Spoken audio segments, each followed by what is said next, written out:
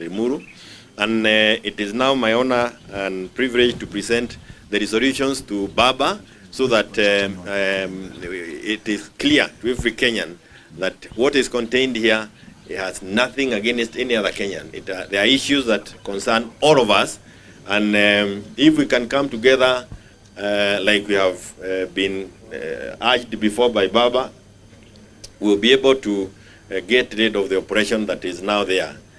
Being occasioned to all Kenyans. Those many remarks, Baba. Okay, before that, I would like to request that you step forward for purposes of, together with Governor Nderito and one lady from that side, then the Deputy Party Leader and the Vice Chair, and Madam Catherine.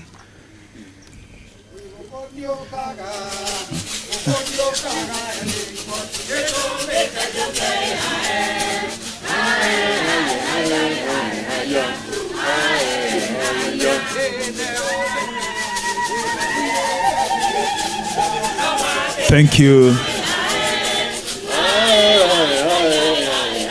Thank you.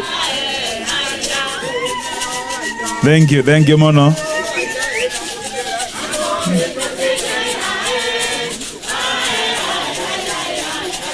Asante.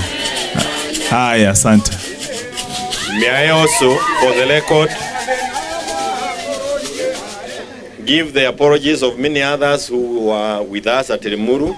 We have people assembled at Naivasha because of the political parties liaison committee. Some of the leaders of the other political parties are there. And there are also other committees we formed within the Limuru 3. This is the reach out committee that was tasked with this exercise. And I thank you, Baba. Thank you, Jeremiah. Now, members of the press, as you have already been told, this is a delegation that has come from that conference that they call Limuru 3.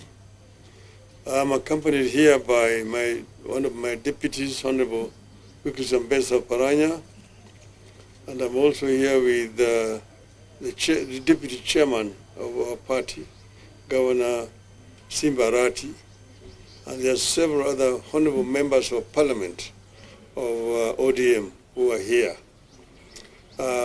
This delegation came to present to us a report of the meeting that was held in Limuru, known as Limuru 3. And as you know, there was a lot of discussions about Limuru 3, whether it should take place or not, whether it was going to unite or divide the people of Kenya. But having listened to them, before we came here, I'm convinced that the Limuru 3 is one of these discussions that we need to have in this country, across the length and breadth of our country.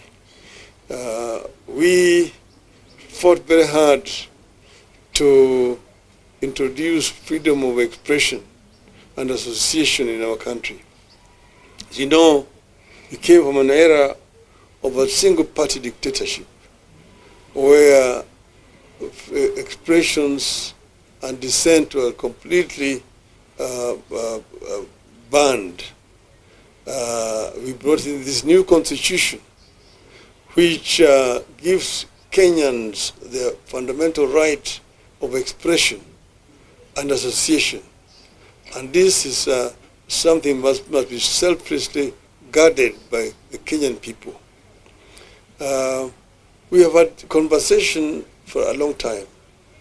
I actually gave them a kind of a summary of our history as a people, where we came from and how we came together, about the struggle for independence of our country, and why this area was unique, where particularly we had the armed struggle, because this was one of the areas which was settled by the white men, and they had to take up arms in order to be able to liberate themselves and get back their land. But the rest of the other Kenyans joined this struggle.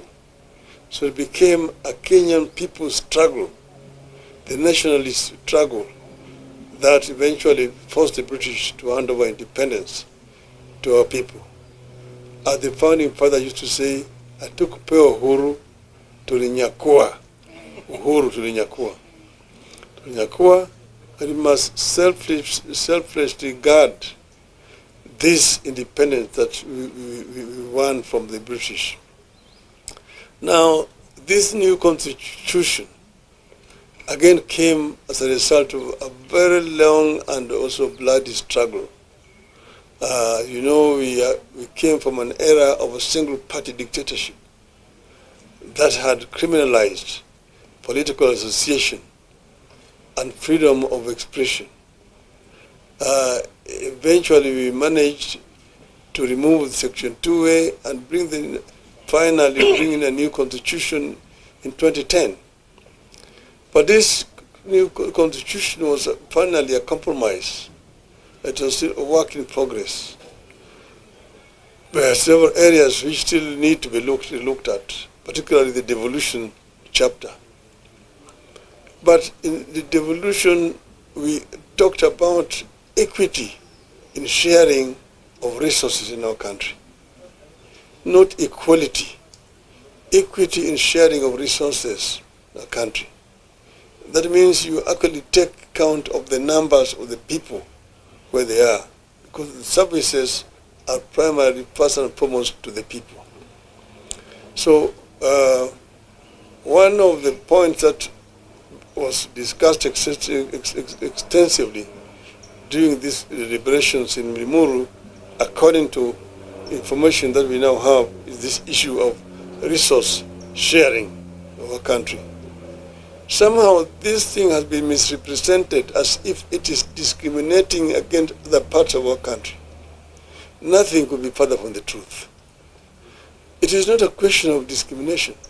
We want to ensure that each and every Kenyan gets a fair share of resources created by our sweat. This is what it is. It cannot be right that some children should get more money as bursary than other children in other parts of the country. And I think this is a conversation which, if we have it openly in a popular